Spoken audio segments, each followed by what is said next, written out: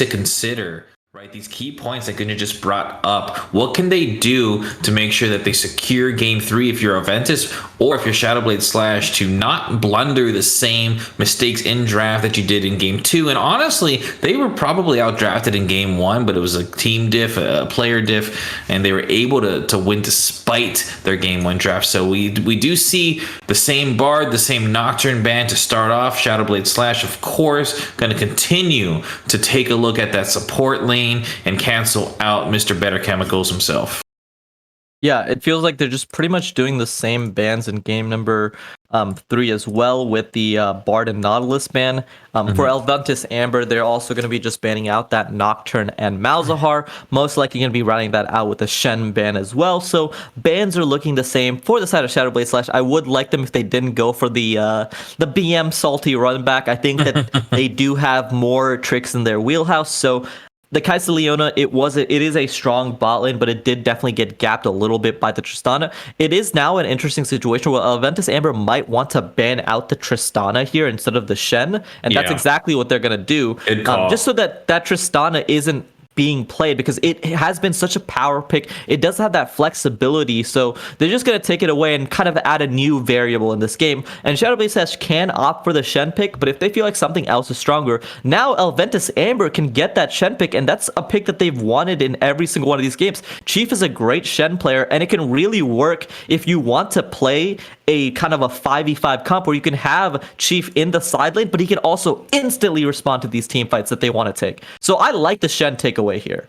if for the side of Elventus first round. Yeah, they have the opportunity here on the first rotation of red side. Will they pick it up? Instead, it's Kai'Sa prioritized for Shadowblade. That's pretty surprising to me. I suppose with both Varus and Tristana off the table, they want to make sure that they lock in a premier AD carry. But I'm telling you, Jinx is just as good as Kai'Sa, man, if not better. Her laning is so safe with the range on the rockets, as long as she does not get chain CC'd by a possible Leona pick of Shadowblade Slash here coming in.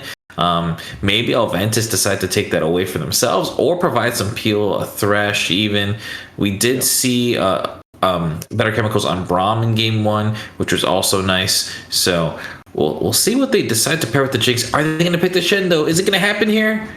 No, it'll be Thresh, anticipating that Leona pick. Really, really safe, nice counter in lane.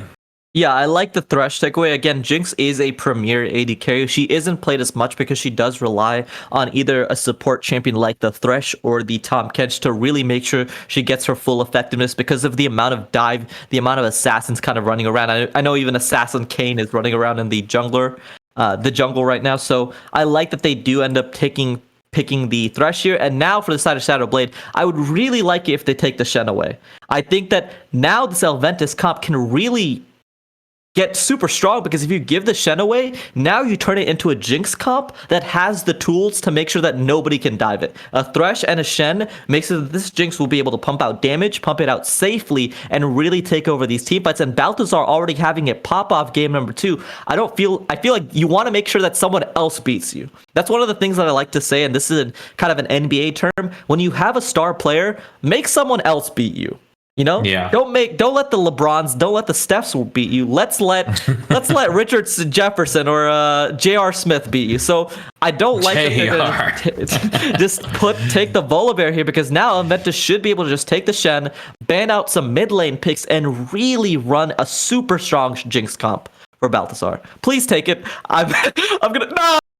This is not happening. Oh no! Not like this. Yeah. No. Everything you set up just absolutely crushed, man.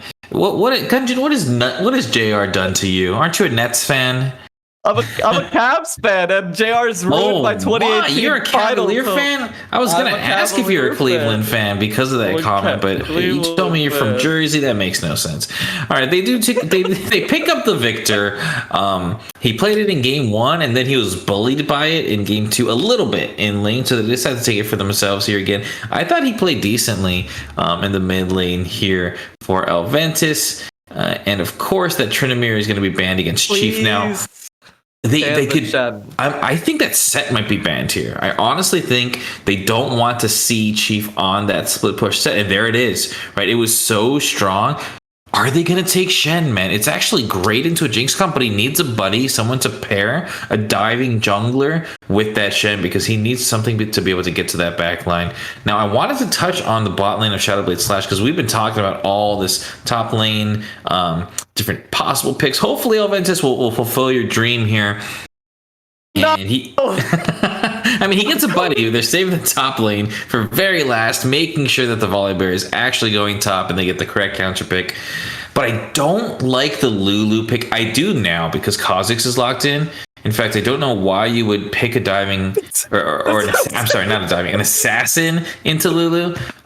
They could have just played front to back, which is, Lulu wants that assassin to dive in and polymorph them. So weird draft so far for me. Some disagreements from you as well. And actually, it's good that we waited because I think it's a Maokai top. Dudsy, I've never been so I'm so, like, my emotions are being played with by both teams because I just don't understand these comps. Again, you mentioned the Lulu pick. Kai'Sa Lulu's an okay bot lane, but it doesn't do much. Yeah, and now that Kha'Zix into it, just please pick the Shen, Elventus. I can't just sit here with a Jinx comp and then you guys pick like a strong top side because it just doesn't make. It's locked in. You're getting a Darius tonight, Gunjan.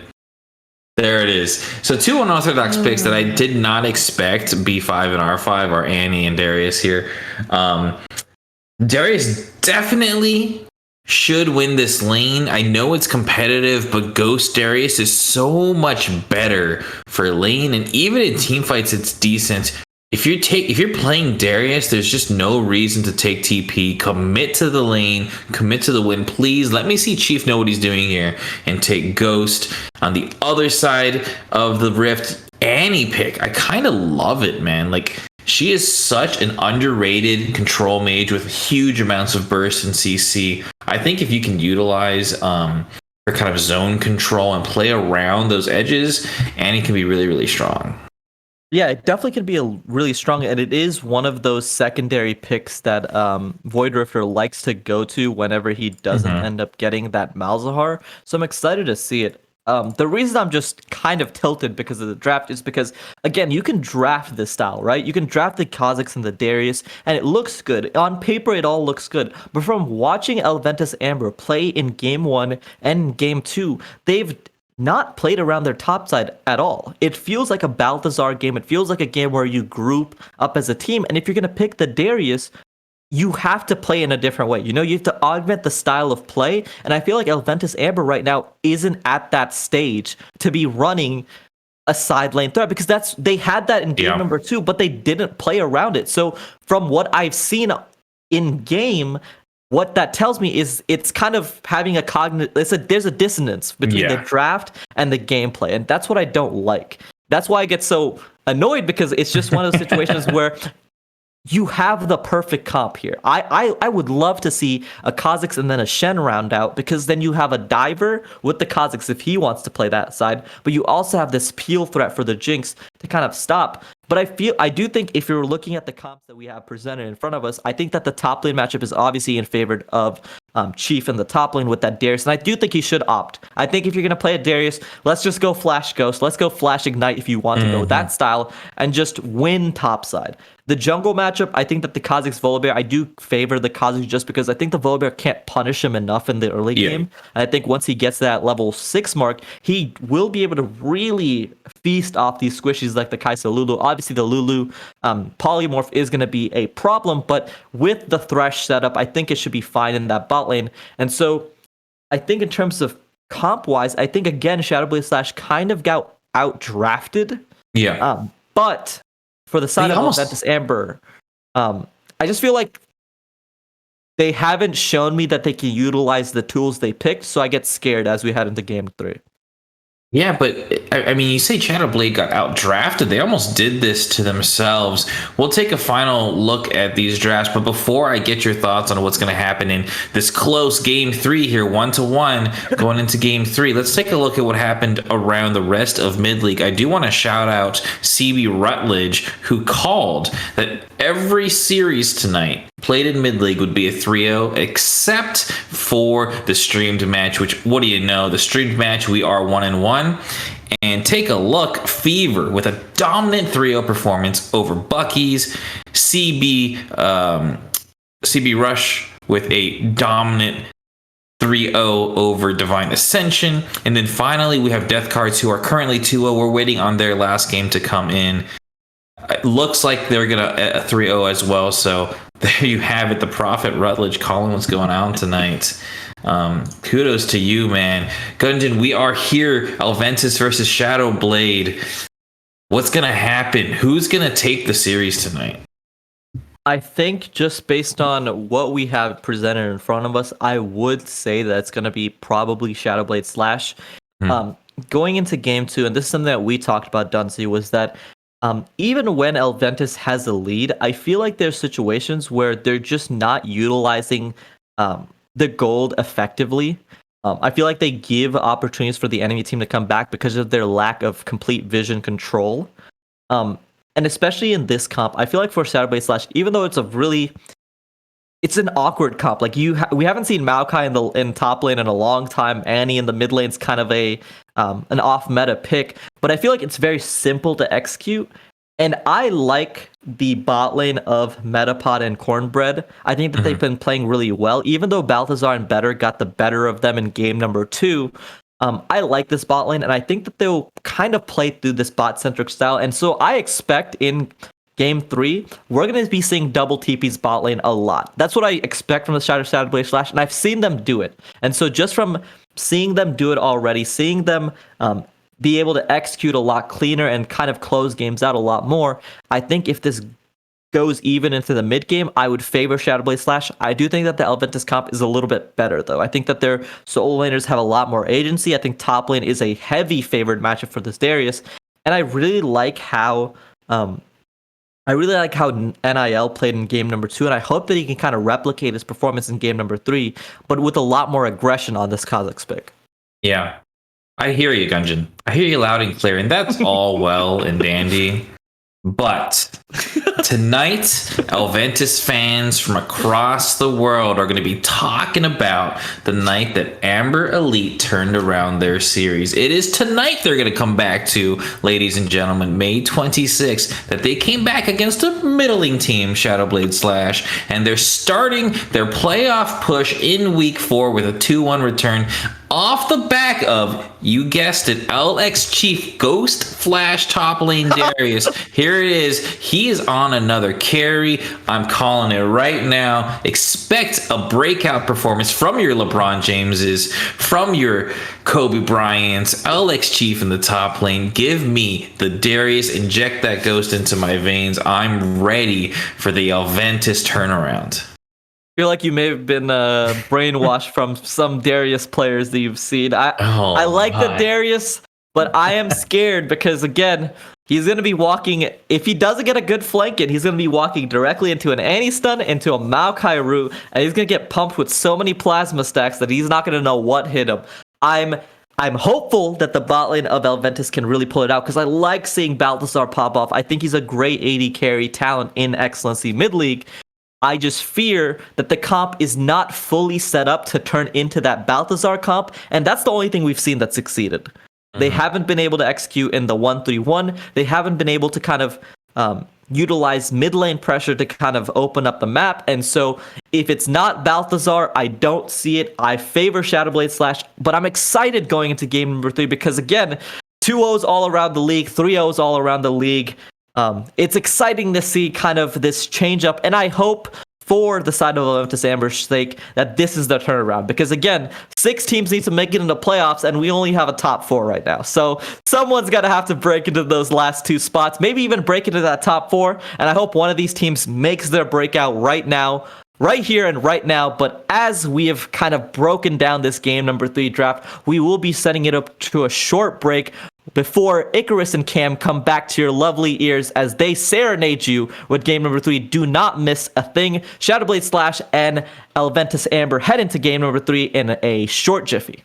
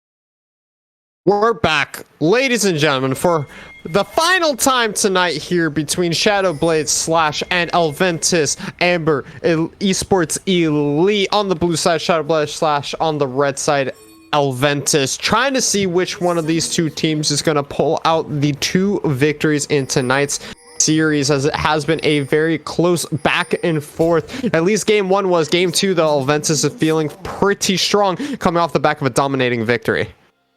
Balthazar absolutely popped off in last game. In this game here, we are seeing a little bit more of a passive level 1 where both teams are bush stacking, but I don't know if you've noticed this yet, but Metapods forgot to buy items on this Lulu.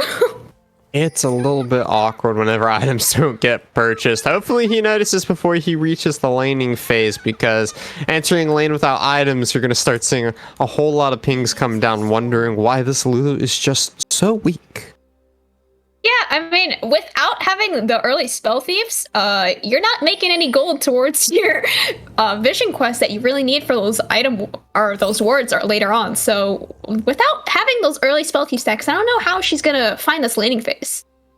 Yeah, I don't think Metapods is going to notice. It's going to be a little late for him at this point to even notice, to go back, even if he did notice. So Lulu will be starting off this game a wee bit weaker than he normally should be. And this is a bit unfortunate here for the bottom lane of Shadowblade Slash, but hopefully they won't be punished too hard for it. If they are, well, that's the nature of these kinds of games. It is a very close series so far, and it's the smallest differences here that can make or break the game for either one of these teams.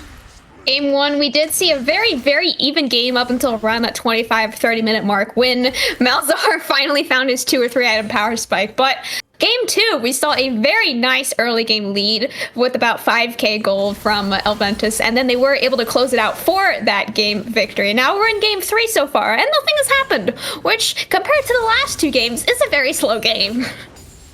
Compared to the last 2 games, this is in fact a slow game, but level 2s, once they start getting hit, I do expect to see the bottom side for Elventus start to pick things up. Thresh will now have access to the Flay and towards that death sentence here, so Better Chemicals might be looking for some picks, especially onto that Lulu without the items that we've mentioned a couple of times. I also do want to keep a special eye out on NIL here. This Kha'Zix pick has a lot of us scratching our heads in terms of where do we think it's going to be going and what do we think it's going to be able to provide for this game, because assassins like Kha'Zix typically don't do too well into double tank compositions or into this Lulu for that matter with the polymorph available. I'm kind of looking forward to see what NIL is going to be able to do in the mid game. I'm hoping he takes his champion and pilots it as a pick specifically to deal with this Lulu in order to prevent the sustainability from the side of Shadowblade Slash, and that's really the only thing I can see this Kha'Zix trying to do here.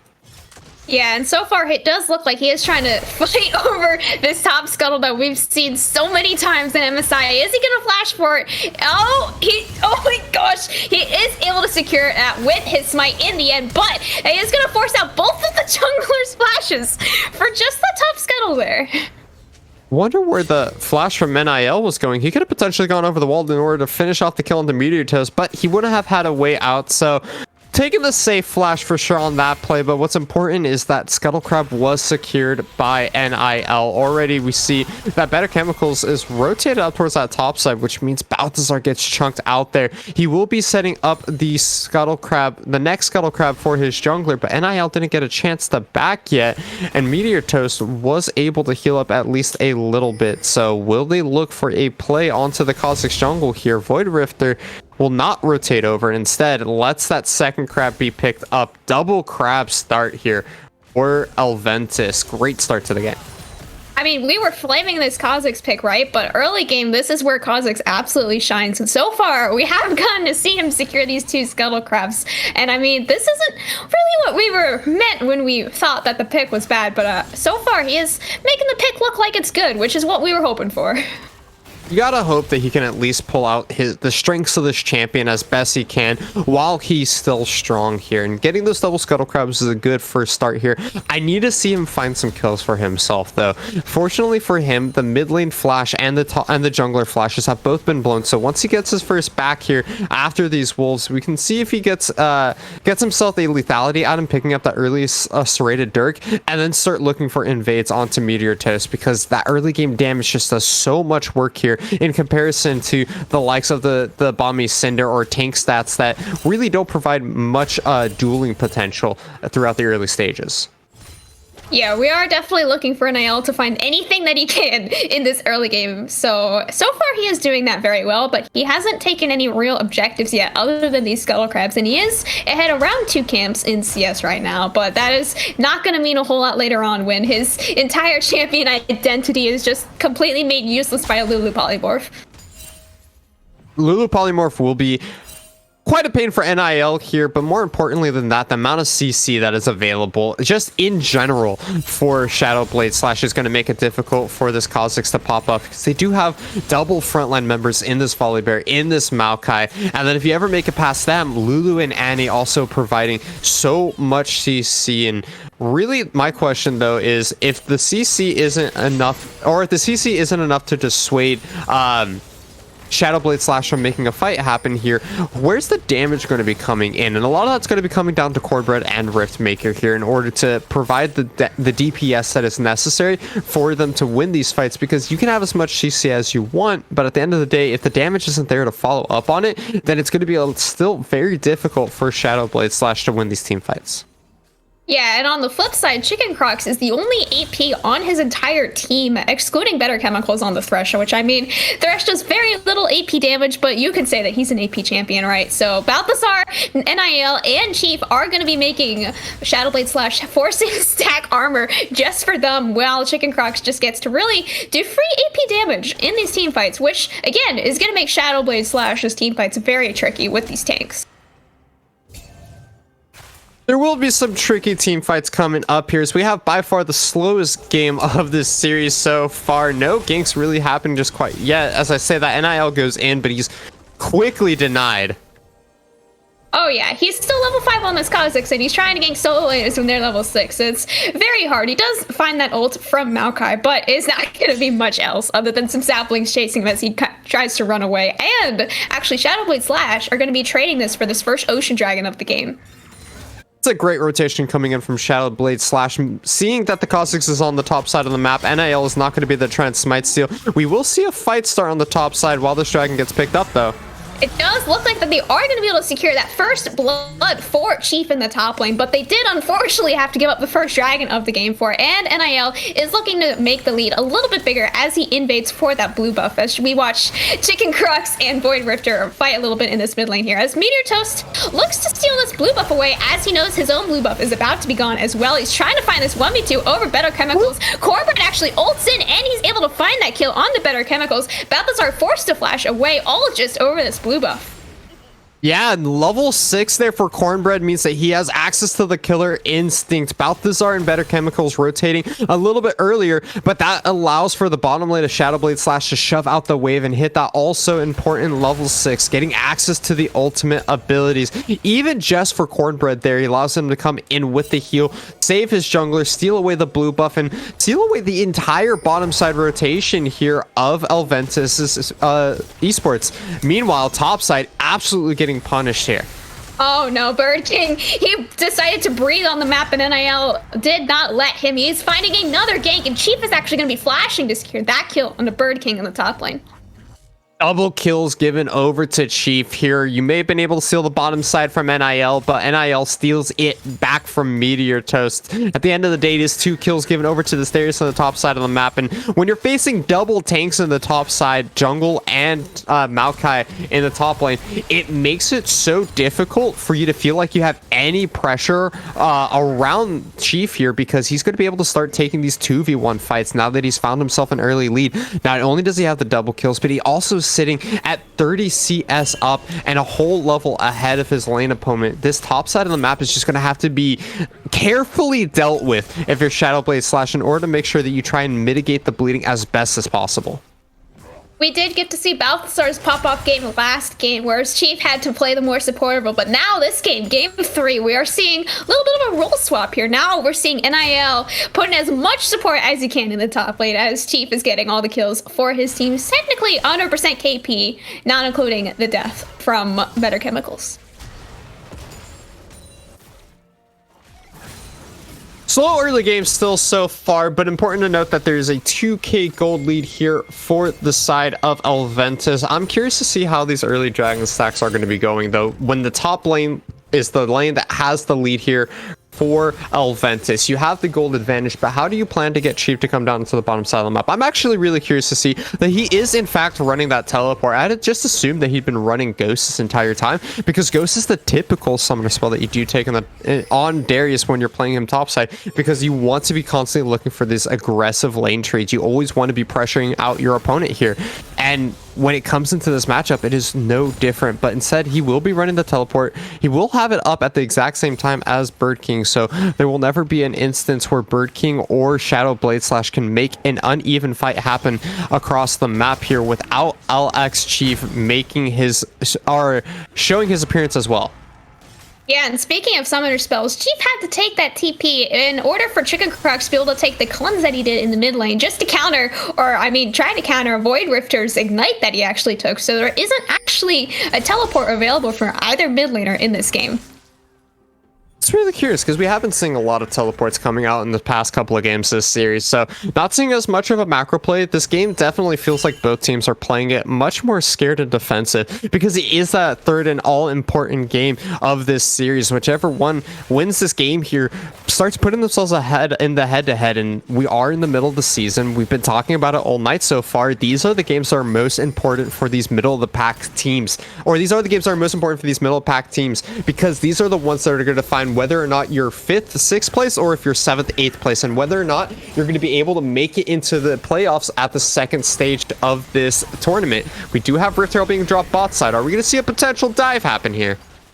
I mean, NIL is walking away, but he is walking away directly in the Meteor Toast, as this Rift Herald is going to be dropped, and that Tower Plate and Gold is going to be going over to Balthazar and NIL. And I mean, the free lane attorney is just going to be able to walk away from that one. It's not a whole lot that Shadow Blade Slash can do. They can walk down, they can rotate their members, but in the end, they are just going to walk away. And as you were saying, yeah, these games matter a whole lot, especially these series that aren't 3-0s. These teams are really putting the decider factor into where they are going in the standings, and that is actually the Flash forced out from Meteor Toast there on the Volibear for really nothing much from NIL other than his W.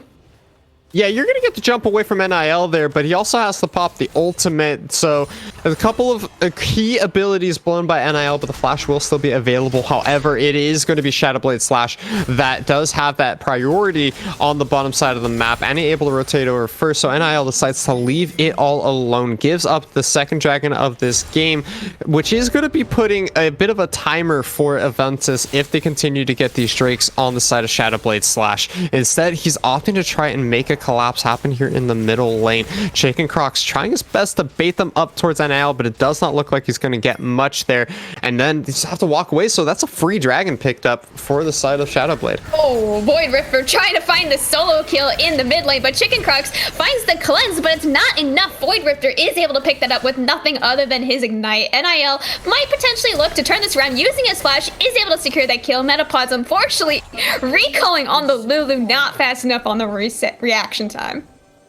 Unfortunate there for Void Rifter, because he was able to find a kill for himself, but little did he know that NIL was still sticking around here. So he gets a return kill, 1-for-1 at the end of the day, and we might see this start to accelerate NIL towards that assassin status that we need him to find if he wants to be an impactful champion this game. Picking up that first kill is so important here, as he can start looking towards his mythic item. He has the completed Merc Treads as well, so he does understand that CC is going to be the death of him this game, and just how important it is to have that tenacity versus the composition from Shadow Blade Slash. Now we need to wait and see, does he find himself more kills? Does he continue to accelerate this pace of the game for himself, where he's been constantly invading, constantly forcing pressure, especially around this top side of the map, and allowing him to lose the bottom side, his bottom side jungle camps?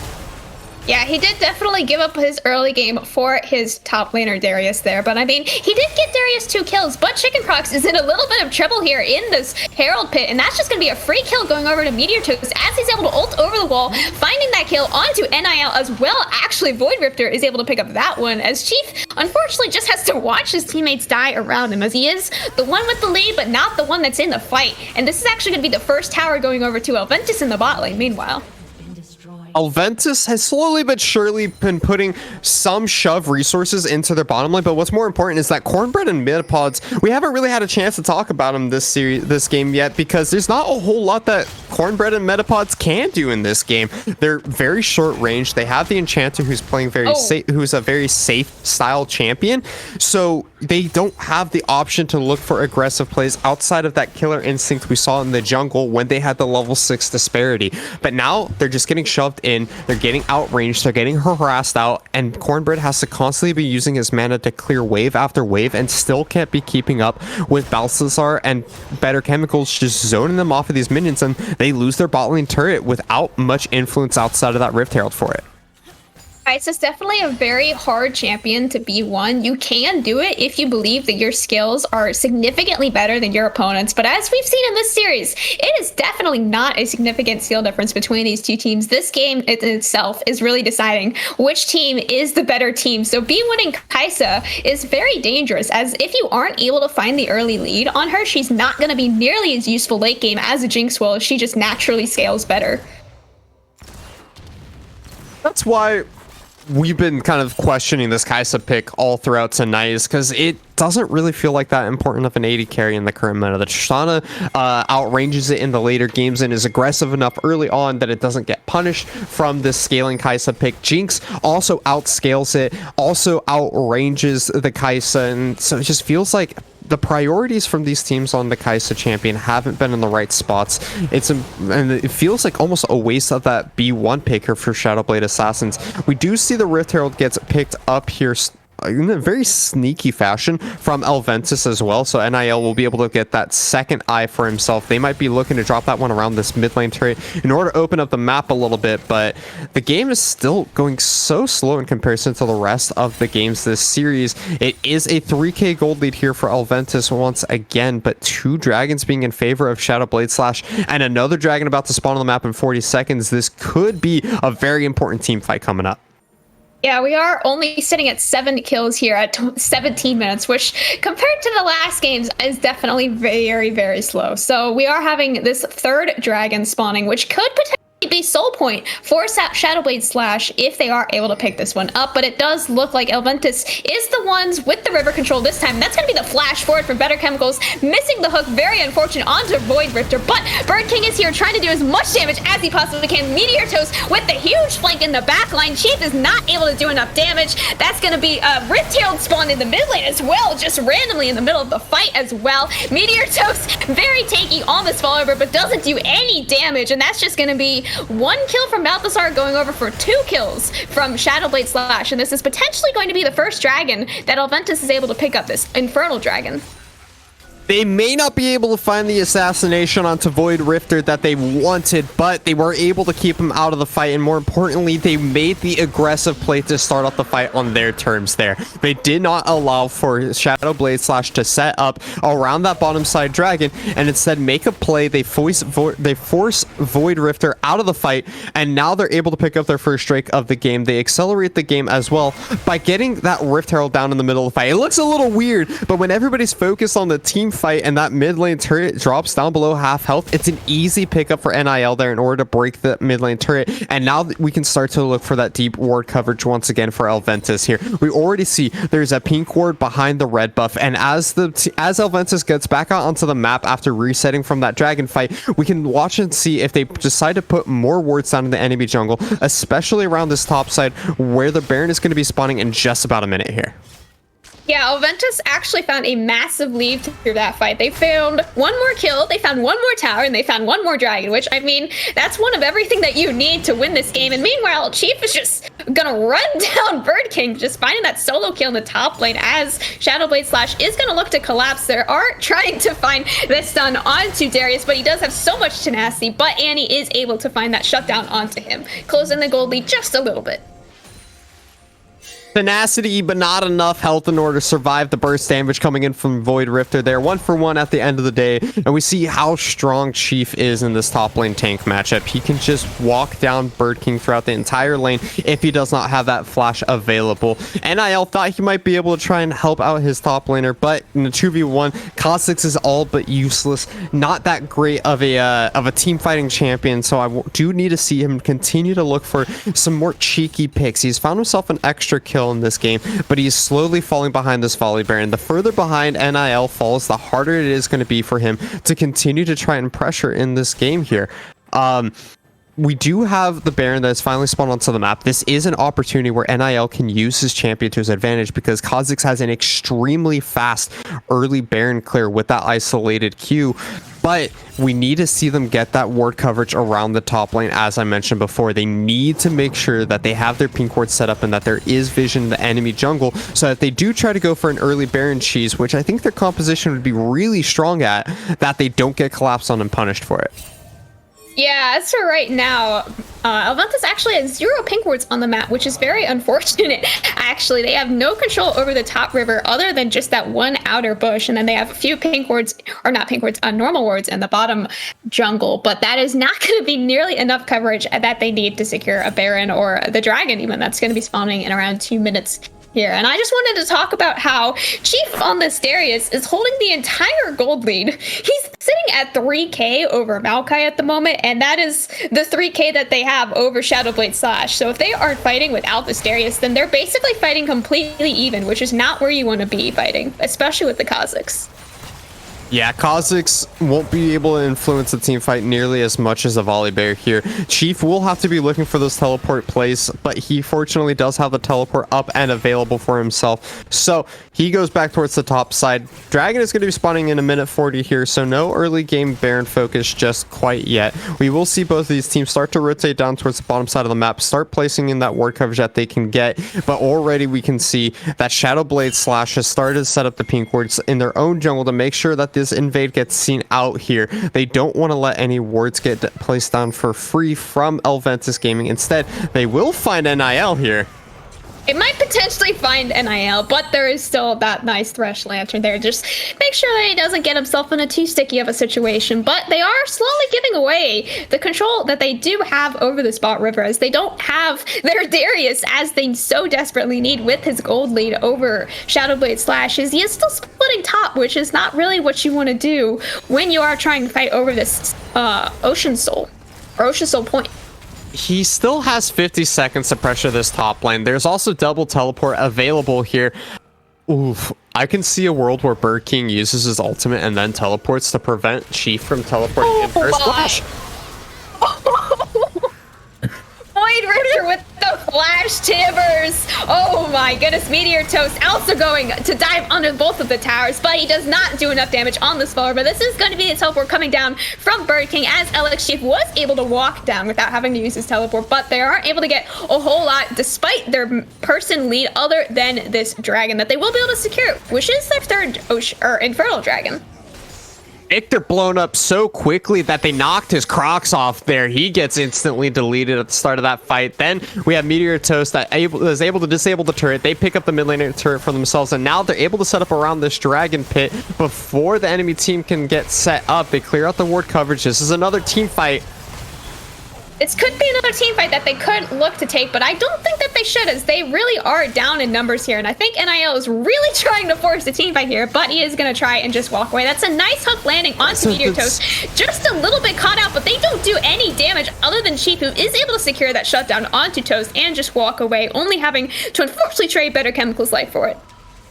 Better Chemicals going down for his efforts there, but he trades 1-for-1 with the enemy jungler. But what's important is every time Void Rifter. This man's out here taking names, and he's sending people to the Void for sure, as he keeps deleting them off the face of the map. But as I was saying, what's important to note here is that we do have Soul Point picked up for Shadowblade slash the team that is still behind in this game. They're still down 2k gold and looking at a very scary 5-1 Darius, but they have the dragons. They have that scaling potential with the Infernal Drake, and I was questioning earlier how they're going to be able to do the damage in these mid to late game team fights with only Annie Kaisa in comparison to the Darius, in comparison to the Victor, to the Jinx. And if you're able to pick up an Infernal Soul, that's a pretty great way to be able to answer the damage that is being brought in here by Elventus. Yeah, I mean, last game we got to see Balthazar with the 3 Infernal Dragons and Infernal Soul on the super fed Tristana, right? But this game, they definitely aren't sitting on the same level of dragon power as they had last game. So Balthazar, as much as he is playing that same style of like hyper carry ADC, he isn't able to have that same amount of success as he did without the support that he had from last game. You also have to keep in mind that he doesn't have the ability to rocket jump forward and rocket jump back. Instead, he has that get excited ability. And so he has to find a kill to begin this aggression if he wants to make something happen for his team. And sitting at 0-1-3, he's been really struggling to find kills in the early game. He doesn't have the same level of aggression that a Tristana provides for the team. Instead, he has to wait and rely that somebody else on his team can find a pick, and then he can capitalize upon it. And that's where, again, we come back to this Kha'Zix pick. It does not have the ability to engage a fight. You really have to wait for a hook coming in from Better Chemicals or for Chief to be there. Oh no. He just finds himself an assassin, and it's an assassin versus an assassin, and the better assassin wins, and it turns out to be the Annie this time. Who knew that Space Bug does not win versus 12-year-old Fire Girl? But apparently Void Rifter didn't even sweat there, by the way. Just drops the ultimate 100 to zeros NIL, and now we can see that this Kha'Zix is just a little too far behind to be making these assassination plays happen. And we got to start wondering, how is Elventus going to win these team fights when they don't have the front line, when their assassin potential isn't there? And I am looking towards Chicken Crocs, I am looking towards Balthazar, and I'm looking towards Better Chemicals. Oh my goodness, Balthazar just walks up into breathing range of Cornbread and gets half his HP chunked out. That is not a fun position that you want to be in with this Jinx. And I mean, Meteor Toast as well is looking to find an engage here potentially, but that's a nice counter engage with the Thresh Lanterns out. A great escape. They're using the Dark Passage. Oh my gosh. Void Rifter, goodness. so much damage on this Annie, but I mean, he gets nothing out of his tippers, unfortunately, other than scaring the ever-loving daylights out of Elventus. Every time NIL is on the map, Void Rifter is just looking for him with that bear button ready to go and just slams it down, immediately forcing him to ult and back away there.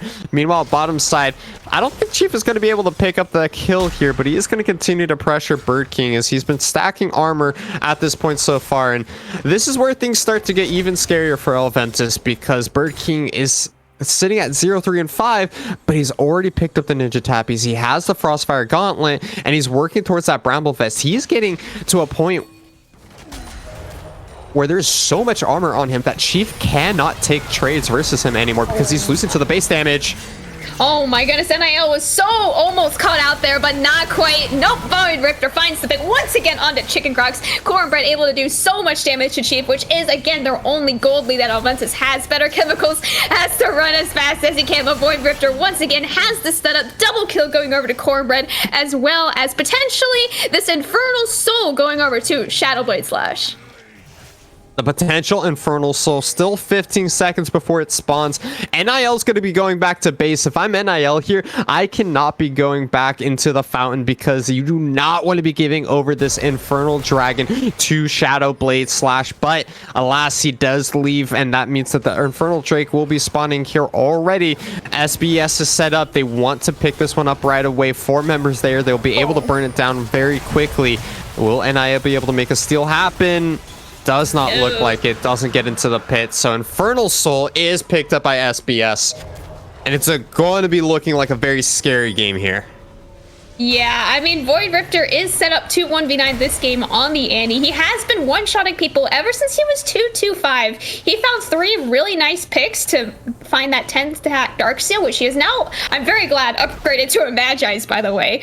So he is sitting very huge on this Annie at 10k gold, which is only 500 over the Victor, surprisingly enough, but the Victor is eventually going to outscale if he is able to find his first kill.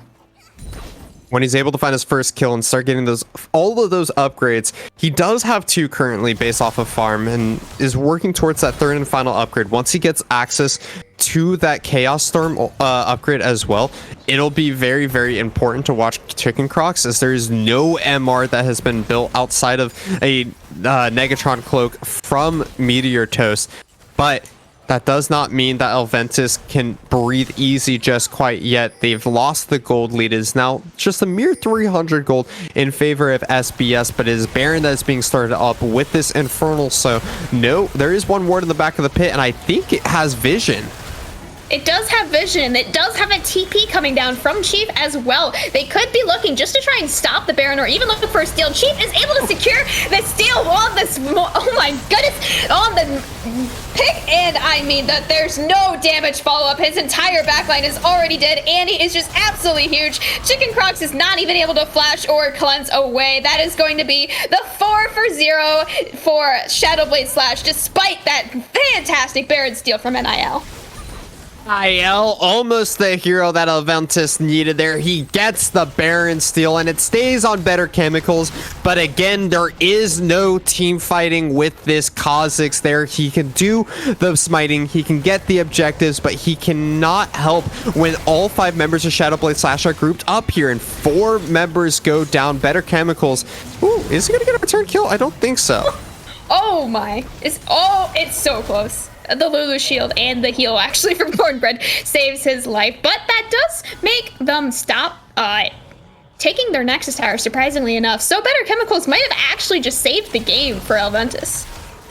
Save the game for a little bit here. They're not out of the woods yet. They still have to deal with the Infernal Soul that is being sitting inside of the pocket for the rest of this game here. You got the Baron, but the permanent persisting buff is going to be that Dragon Soul. They also have to deal with a now 2,000 gold lead that has been established by Shadowblade Slash, and every single team fight is just going further and further in favor of SBS here. And a lot of it is coming down to Void Rifter, who's been making constant picks before these fights start happening, and even if he isn't able to kill somebody, he is just chunking out NIL and Balthazar, or whatever squishy member of Elventus steps forward is taking the full brunt of that bear, and there is not much they can do, because once that bear is down, Meteor Toast, the other bear, is there to follow up.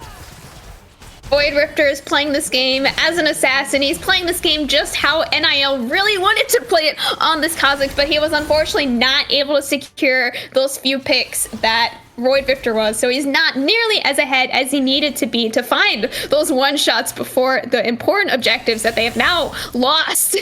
There is no more dragons to find other than the Elders, which, I mean, if they are looking to take this next Elder, it very much could end the game. They very could end the game here. Elder's not available for another 2 minutes, though, and instead they're saying we're strong enough to be taking these turrets as is here.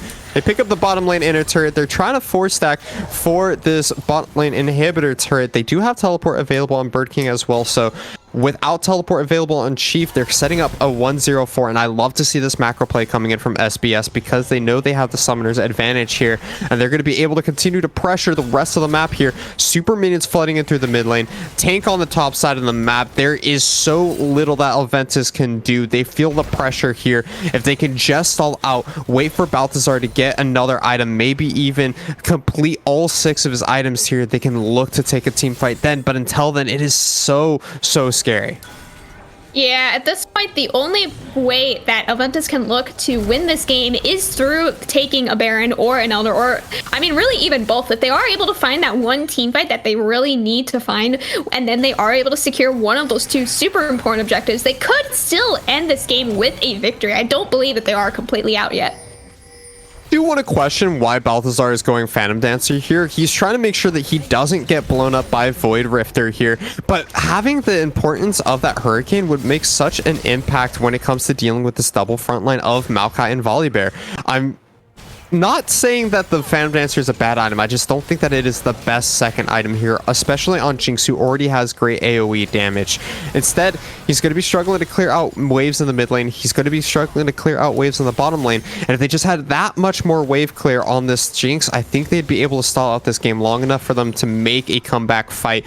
They are going to be able to at least ward off the push attempt on this bottom lane inhibitor. The turret is still healthy for now, but with Elder Dragon spawning in 20 seconds, Shadow Blade Slash is backing. They are getting their resets in, and they are looking to end this game around this fit. Shadowblade Slash is up that 3k gold lead, almost 4k gold lead at this moment, and they are going to be hoping to secure this last Elder Dragon into the last victory for tonight. But they are setting up a little bit of a bush cheese here, not going to find anyone as NIL is able to just check it without face checking it. Very, very luckily of him, but Elventus is trying to just try and 50-50 this Elder. A 50-50 is a better chance than they have of not fighting it at all. So they are trying to get into this river at all, but so far not even able to step their toes into the water, as once Sheep does, he's immediately chunked just that little bit from Cornbread as well as Bird King. So they aren't even able to walk in this river to even look at the dragon, but Chief is gonna find an engage. Meteor Toes with the counter engage as well. Void Rift does so much damage on this Annie. Balthazar in the backline, finding as many kills as he can before his team is taken down. That's a double kill for Cornbread on this Kaisa, and that is going to be this game 3 going over to Shadowblade Slash. That will be game 3 here. The teleport comes out. Better Chemicals, the only man standing left for Elventus.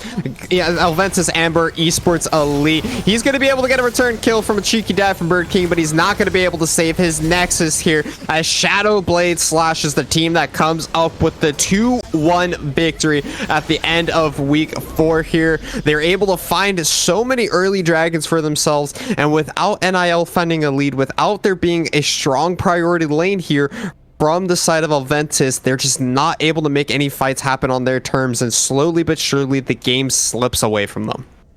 It was slowly but surely. I mean, once Annie started getting a few kills, once Void Rifter was able to find those early picks, he just got so huge and did so much damage. At the end, sitting on the 25 stack Magi's, he's just so much AP damage from him that Elventus was not able to deal with in the end. To break down this third and final game of this series, we're going to throw it for one last time over to the analyst desk. Gungeon and Dunzi are here to break down how Shadowblade Slash are able to find the victory and find the victory royale here in week 4.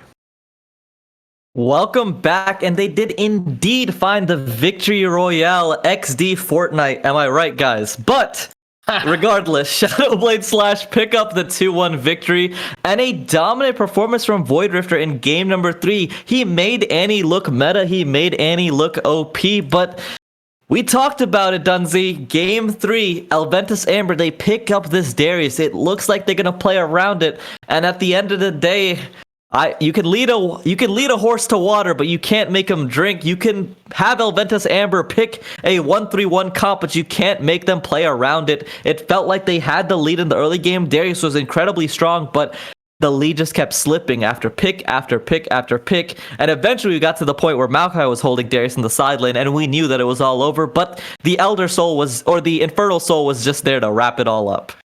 Man, giant axe versus tree. It could not chop down the Maokai. The wood was too strong. Dude, I am so sad. We literally saw a 5-in-1 Darius do negative damage to Bird King in the top lane there. Man, I was wrong. I was baited into believing in this super fed chief, in this madman in the top lane, and instead Shadowblade Slash, they take care of business. They make sure that they are firmly now in a playoff spot, because Divine Ascension went 0-3 today. That was their major competition for that 6th and final seed in the playoff race right now. We'll have to pay attention to those standings. Death Cards did end up 2-1. Reformed were able to come back and take a game over them. So that's your mid-league wrap-up for this week. Remember, Fever 3-0'd Bucky's, and CB Rush 3-0'd Divine Ascension Obsidian. But here we are with Shadowblade Slash. You know what? we talked about this boxing analogy in the beginning. It was just bodies all night from minute one, game one, being thrown at each other, team fight after team fight, coin flip after coin flip. It drove you nuts. I know that. Man, what were they doing? It was definitely a heavyweight bout, but at the end of the day, whenever it felt like Shadowblade Slash had the lead, they were able to take advantage of it really well. They were able to develop the vision control. They had the carries in place, and right now we are setting up an interview for Void Rifter, the man in the mid lane, the Annie aficionado himself. I believe Icarus and Cam are ready to take it all away. Guys, whenever you guys are ready, hop on in. But we will kill time until that happens. Coin flip after coin flip, Dunzy. Top lane fight after top lane fight. But at the end of the day, they just couldn't get it done. I mean, again, for Elventus Amber, there are bright spots. I think Balthazar looks strong. I think when you're seeing him play in these games, he's looking incredibly strong. But I would like it if Elventus Amber kind of looked at themselves in the face. And again, it's great to kind of figure out new strategies, but I think they play incredibly well when they have a Balthazar comp. But while I'm talking about that, Cam and Icarus have brought you Void Rifter, the winning mid laner out of Shadowblade Slash. Take it away, guys. Yo. Welcome, Void Rifter, to the stream with us. Thank you so much for joining us for this interview today. First of all, congratulations on your 2-1 victory. How are you guys feeling after that dominating Game 4 performance, or Game 3 performance? I'm happy, but I'm mentally shot, dude. Like, those games are long and tough. So I had fun, but it was hard for sure. Yeah, They're good. They're good. Elventus looks really good, and I feel like their score just doesn't really reflect, I think, how good they can be. I agree. Cam out here being an Elventus stan. Oh my gosh, yes. All right. What were you able to change between Game 2 and Game 3 to have the absolute pop-off on Andy that you were able to find? So I realized in Game 2 that their ADC is very good, and he's very slippery. So I'm like, you know what? I just want a champ where I could just flash on his face and timbers him, and that's Annie. So I picked it. I'm like, as long as we can kill him, I think we win. And I think that game proves it. So.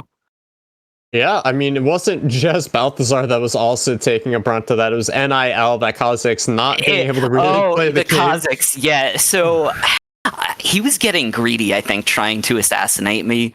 Even without my stun up, one rotation after Ludens, I think, just kills him. And he didn't respect me, I don't think. I don't think any of them respected me, honestly. I mean, you were able to get your Malzahar in Game 1 as well. You were looking pretty good on that champion as well. Do you have any?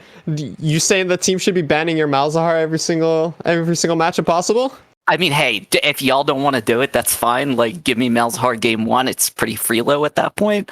But I was actually nervous in Game 1. Like, he was bullying me pretty hard in laning phase, and I'm usually good at just, like, stabilizing the laning phase at that point. And then I'm like, once I get 2 items, I can kill whoever I want. And after that point, I was pretty set.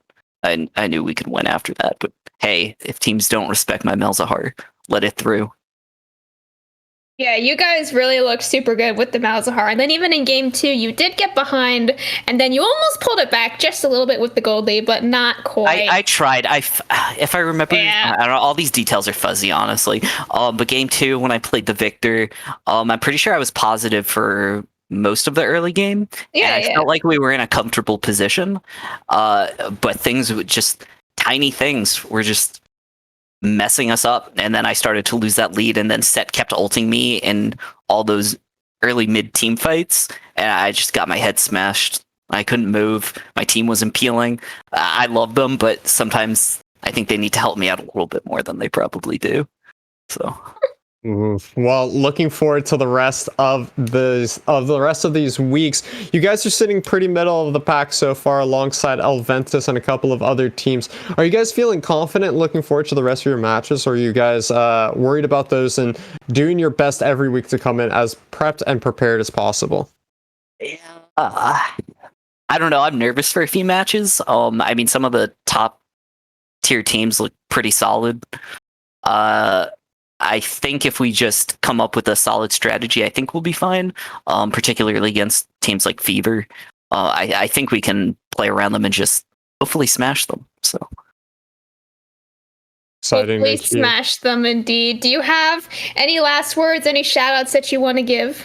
To my team, I love them, and I've been playing with them for such a long time, and they're so fun. I'll bully them a lot of times, but I do it because I like them, and they bully me, so it's fine. But yeah, great games. I had fun. Yeah, definitely. A team that bullies together thrives together. That's what I say. That's how me and my friends are too. Well, thank you so much, Void Raptor, for joining us on the desk tonight and for having that interview with us. We really appreciate you coming out here and letting us see a little bit behind the scenes with you guys winning that 2-1 victory. No problem. Thanks.